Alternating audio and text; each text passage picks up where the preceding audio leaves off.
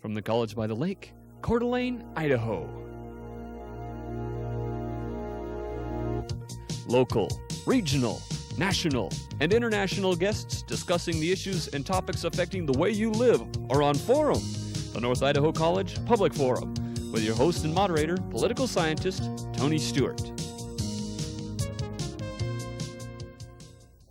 It is our pleasure to welcome you back to our rather long-running series entitled Journey Through Time. One of the people in the business and industry that was very exciting and who lived from 1900 to 1993 was W. Edwards Deming. We're very, very fortunate to have on our program today a friend of his and a co-worker, I would say, and consultant, worked with him in workshops that we welcome to the state of Idaho, Lou Schultz from the state of Minnesota. Our guest today is the founder and chief executive officer of Process Management International, or known as PMI. Our distinguished guest, as the CEO and founder of this organization, works with that organization to assist private and government organizations throughout the world with planning and also with the implementation of something called quality management principles. For over 12 years, Mr. Schultz was a friend and follower of W. Edwards Deming, the world-renowned father of quality and namesake of the Deming Quality Award. Our guest serves on the board of directors of the Minnesota Council for Quality and the editorial board of Human Systems Management. Our guest is an author and has done a number of very impressive works. For example, he authored the book Profiles in Quality. He is also the co-author of the Quality Workbook for Small Business, co-author of Deming, The Way We Knew Him, and co-author of the TQM Transformation. Mr. Schultz, welcome to Idaho, and you were very gracious as a very busy man to come and during this symposium we're having and this TV series to be with us, and we're most grateful. Thank you very much. It's a pleasure to be here. And I'm very pleased to have three panel members today to join in questioning our distinguished guests on this very important topic. First of all is Janelle Burke, an attorney in the state of Idaho. Next to her is Steve Schenck, who is the Dean of College Relations and Development at North Idaho College. And next to him is Tom Flynn, who chairs the Division of Social and Behavioral Sciences at North Idaho College. And we shall ask Janelle Burke to commence today's questioning. It must indeed have been a privilege to work with Mr. Deming. Is that what you called him? How did you talk to him? When you talked to him, how did you address him? It was always Dr. Deming. Dr. Deming. Yes. And so it must indeed have been a privilege to work with Dr. Deming. But for the benefit of our viewing audience, can you tell us what is total quality management, TQM? What was the theory? Well, Deming would say TQM. I don't know what that is. He did not like using initials or buzzwords or things like that. What he was talking about, the way of managing an organization and leading the people in managing processes.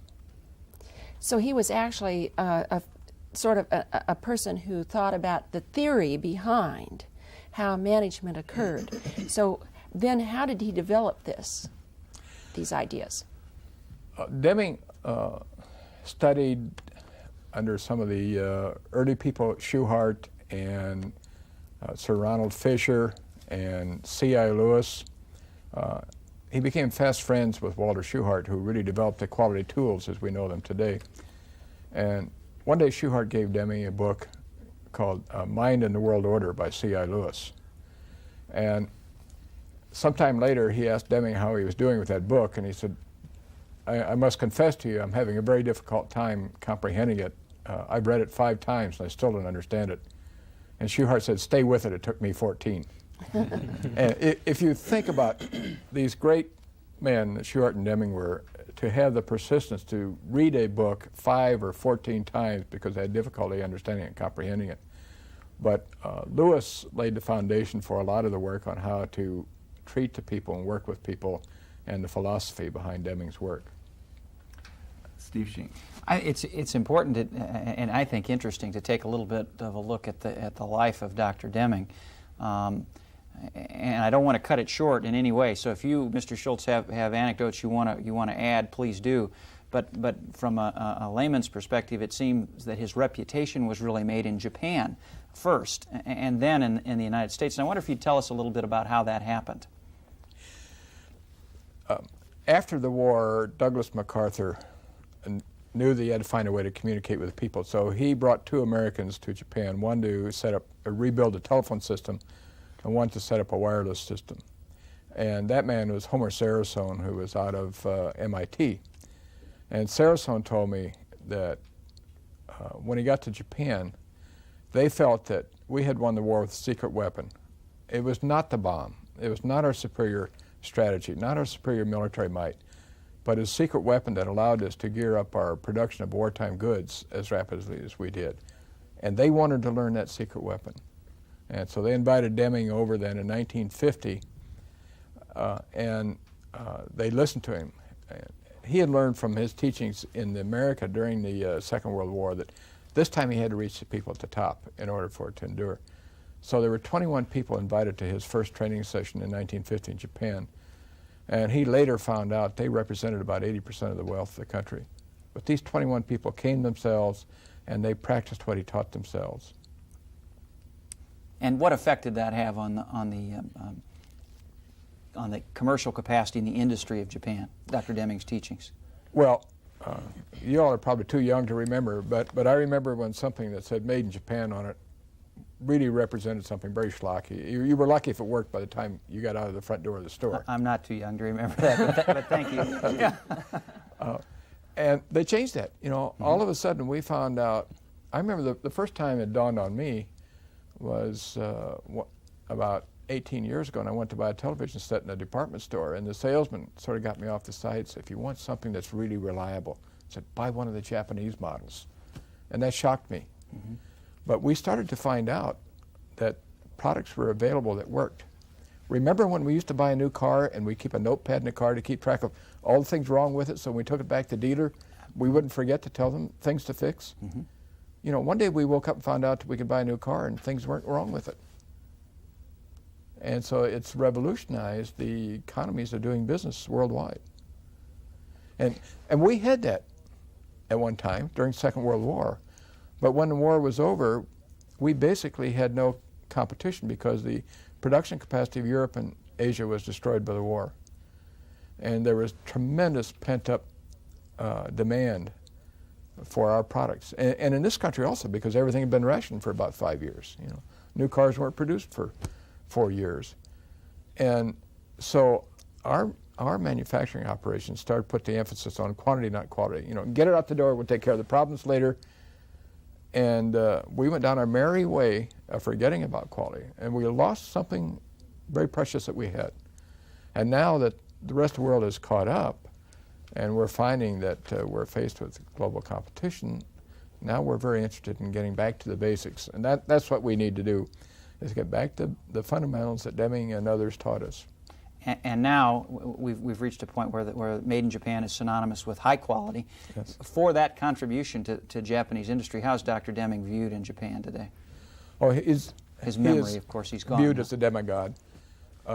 They view him so highly that I meet periodically with some of the top Japanese quality people. And we asked them one time if they would like to have Deming join our meetings. And to our surprise, they said no, because they wanted to be able to openly share their thoughts and ideas and challenge other people's ideas. And they said if Deming were there and they said anything that might upset him, if the word got back to Japan, it would be disastrous for them. Thank you.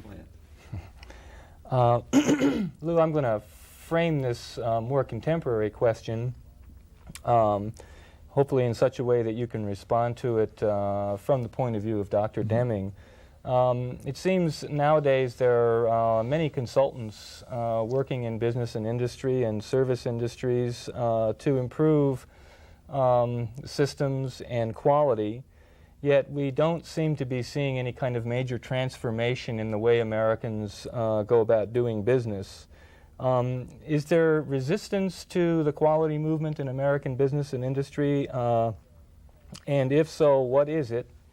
And has quality become the kind of latest buzzword and fashion within management circles? And how would Dr. Deming respond to this situation?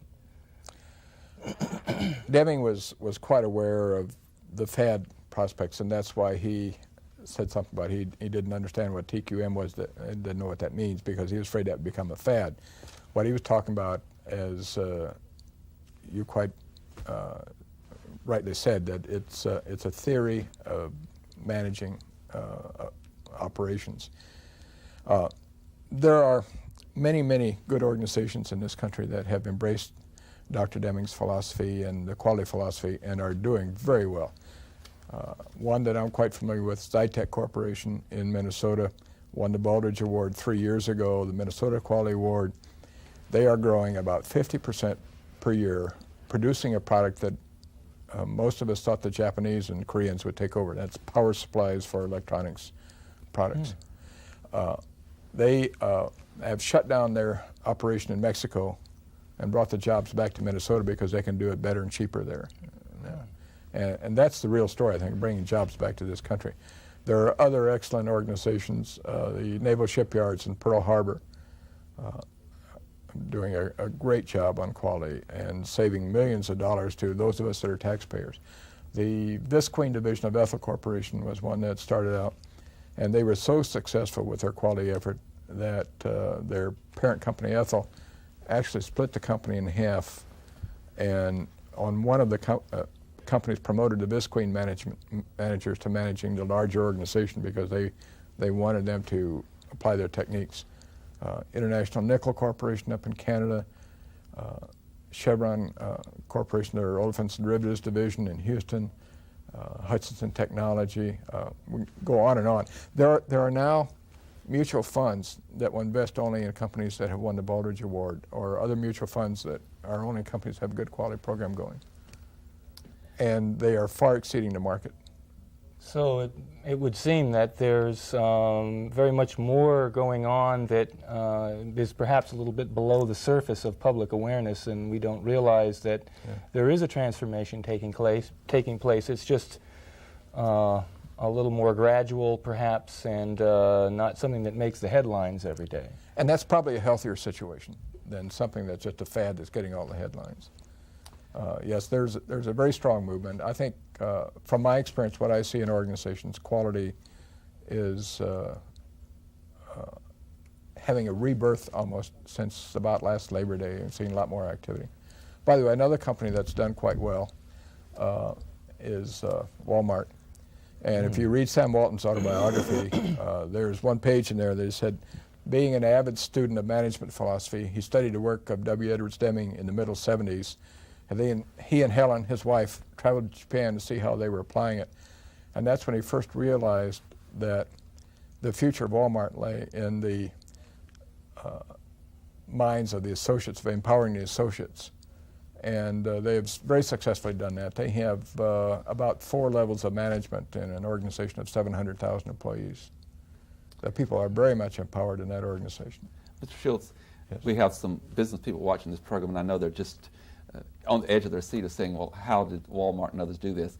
I read in your book, Profiles in Quality, your discussion of some of Deming's theory. I would like you to take a little time to give us the nuts and bolts. I'll just preface it by saying that you indicated that his comment was that you must have a theory, and it's only 2 things you can do with a theory, but he emphasized that it's more in the system of the corporation than it is dealing with personnel as far as annual reviews and so forth.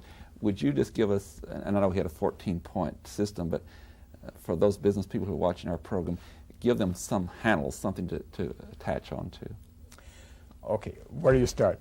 It's a very big question. It took Deming 4 days. And Yes. one thing I noticed over time, that whenever he tried to do it in a shorter period of time, he was not as successful in getting his message across to the people. But I think Deming believed in people, and he sincerely believed that people wanted to do what was right, and they wanted to be proud of their organization, they wanted to be proud of their work, they want to be proud of themselves. So the term intrinsic motivation was something that he used a lot. And if you believe that people are trying to do the best job they can, then you need to focus your attention on improving the work processes so they will be allowed to do a better job. People can only do what the process will allow them to do. And so Dr. Deming focused on using some of the statistical tools a great deal to improve the work processes and the system of the organization, of optimizing the entire system, the entire organization. So I hear you saying that Dr. Deming was indicating that oftentimes when something's going wrong, rather than the owners addressing that within the structure system, they have certain employees sometimes that they may use as scapegoats. One thing I want to quote, he indicated that at the end of the assembly line, if you have to inspect every product, that is in itself an admission that the system itself has problems. Would you elaborate? That's planning for mistakes. And one thing you'll find in many of our manufacturing organizations, we have built-in lines for rework. You won't find that in Japan. If there's a problem, they'll stop the line and take care of the problem right then and there, so they don't spend the time and money to build a bad product in the first place. But I should mention, all of these techniques work in service organizations as well as manufacturing. And in fact, there are probably more opportunities in service organizations than there are in manufacturing, because we've had industrial engineers working on the manufacturing processes for years. But you don't very often see industrial engineers working on the processes in the law office or in accounting or in accounts receivable. And yet there are probably more opportunities to improve in those areas. Mm-hmm. Also, in relation to what Dr. Demings was talking about, he talked about a large corporation, and you have divisions in management. And he, if I'm correct, was he not very critical of changing managers real often? Said new managers comes in and stays a while and goes, and it's always changing. Therefore, you cannot deal with the kind of quality. Am I interpreting that correctly? Yes. His first point was constancy of purpose, and that you cannot keep jerking the people around like the fad of the year type thing that we find in a lot of organizations. When I first got into the consulting business, I traveled around, actually when I first got into quality business, 3 years before I got into consulting, I traveled around the country to review some of the more successful companies and more successful consultants. And one of them asked me if we were unionized, and I rather proudly said no. And he said, "It's too bad." I said, "What do you mean that's too bad? You know, I thought it was great." He said, "Well, how often does your typical general manager stay in a job at a plant?" And I said, "Oh, about 2 years." He said, "Well, I rest my case. Quality has to endure forever. And if you keep changing your top management every 2 years, and they keep trying to bring in their own programs, their own staff, those things, the union can be a stabilizing force to keep the quality going." And we found it works equally well in plants that are organized or not organized. It's important to bring the people in either case, so that they feel ownership in the effort. And the role of the union leaders changed today, much as the role of managers has changed.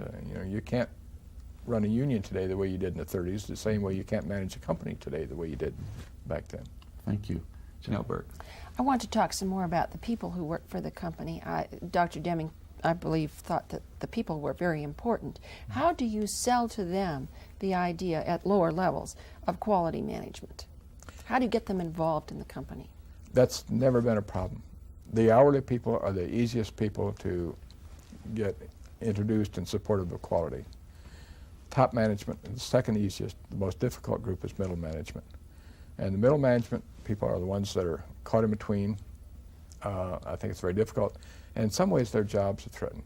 Going back to what we talked about World War II, when the war was over, we were fat, dumb, and happy. We could sell everything we could make. We made lots of money. And the way we got ahead was to increase the number of people reporting to us and increase the number of levels reporting to us. And so we build up level after level after level of management. And what are managers? They're inspectors, right? Inspecting the work of someone else. Now we have all these levels of management that are not contributing to the work. And as we find ourselves in a very competitive position, and we're competing with people that don't have all these levels of management, we have to somehow make an adjustment. And I think one of the big concerns in the country right now, and some of the politicians are bringing it up, some of them, I think you can say, have the right questions, they just don't have the right answers, about the transitioning of the people, the downsizing, the right sizing.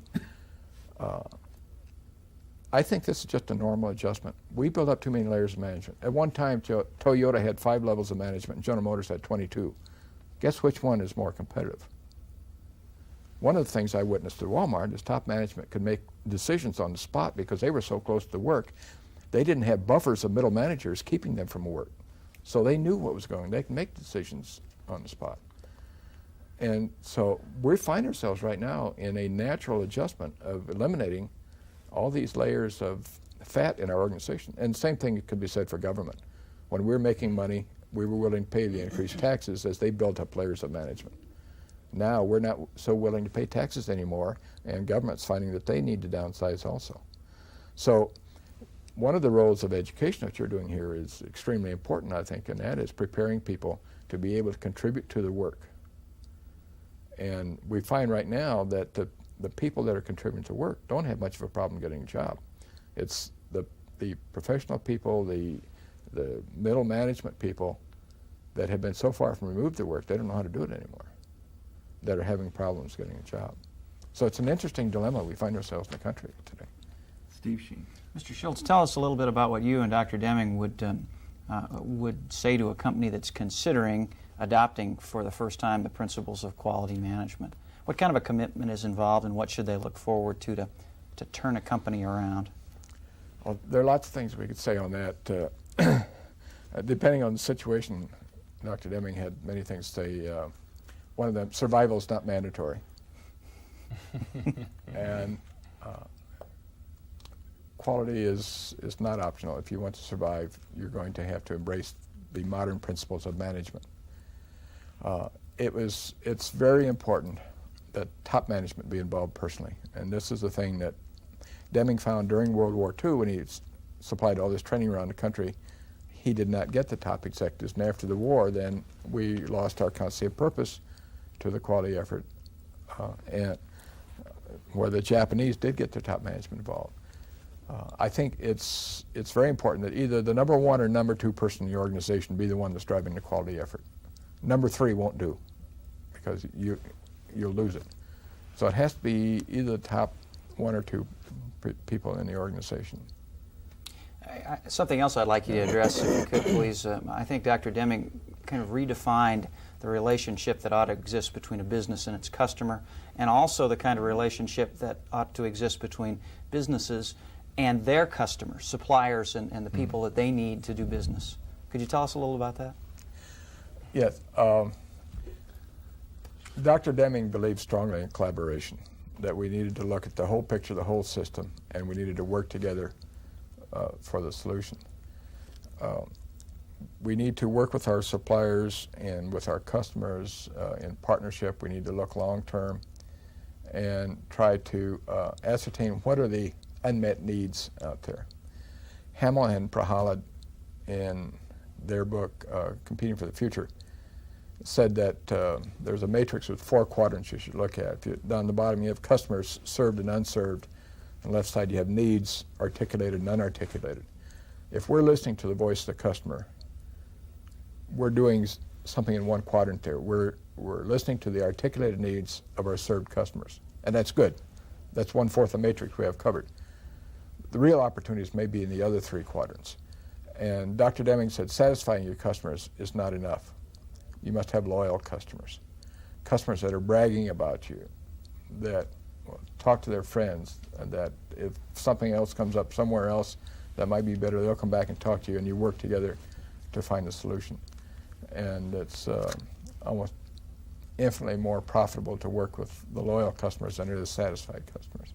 And the way you get the customers loyal is give them something they aren't expected, and that's in the other 3 quadrants, or the top 2 quadrants. Didn't he also believe in developing loyal and long-term relationships with suppliers? Yes. He believed that you should not have more than a single source for any commodity, providing the suppliers were able to supply all your needs. Now, someone like Pillsbury can't buy enough sweet corn from any one farmer to supply all their needs, so they have to have more than one supplier. But in Campbell's chicken soup, the same way. But when they change from one grower's chicken to another, they announce it over a public address system, because there's a difference between one grower's chickens and another, and they have to adjust their equipment. So what we're doing is, when we have multiple suppliers, we're introducing variation into our system. And what we need to do is to minimize variation as much as possible. Tom Flynn. I guess I'd like to ask 2 somewhat different questions. First of all, I'd like to follow up on Janelle's earlier question about middle management. And once you've sort of trimmed the excess layers of middle management, and those that remain presumably are still going to be in a position of, especially after seeing the others go, fear and perhaps resistance and perhaps subverting or obstructing or even torpedoing this drive toward a transformation of the organization toward quality. How does Dr. Deming conceive of overcoming that kind of resistance in middle management? Well, what's important is creating and preserving jobs. And in order to do that, the organization has to survive. And so the thing with management, again, Deming believed in people, and he would find it difficult to believe that people would intentionally subvert or damage the organization. We need to build a spirit of mutual trust and respect throughout the organization. And that goes from the earliest employee or the newest employee to the top of the organization, and from suppliers all the way to customers. You need to develop this mutual trust and respect that believe in the integrity and the honesty and the ability of each other to do the job. And that's all part of the management. If I can share a story with you, I had worked with Dr. Deming for 3 years in the company that I worked for before I became a consultant. And when we made the decision to start our own company and to follow his teachings, I sent him a copy of his business plan quite proudly, or my business plan, and looked forward to his response that I was dedicating the rest of my life to following his teachings. And I received a letter, and he said, you'll be out of business in 2 years. But he said, if you insist on going ahead, come to my seminar again in San Diego, and I'll take care of your expenses. And I thought, I've been to his seminar twice, his 4-day seminar, and I've worked with him for 3 years. Why in the world would he want me to come again? But what he had read in our business plans, we were focusing on using statistical techniques to improve processes. And what I discovered when I went back to a seminar again in San Diego was that there's another half to it, that if you want the quality effort to endure, you have to address the people issue. And I've got to interrupt. I'm so sorry we're out of time. On behalf of our panel, Lou Schultz, thank you so very much. As the founder and chief executive officer of Process Management International, it's been most informative. Ladies and gentlemen, join us again next week when we're going to continue this ongoing series called Journey Through Time. I know you found today's program most informative. Until next week, please have a good week. I am Tony Stewart.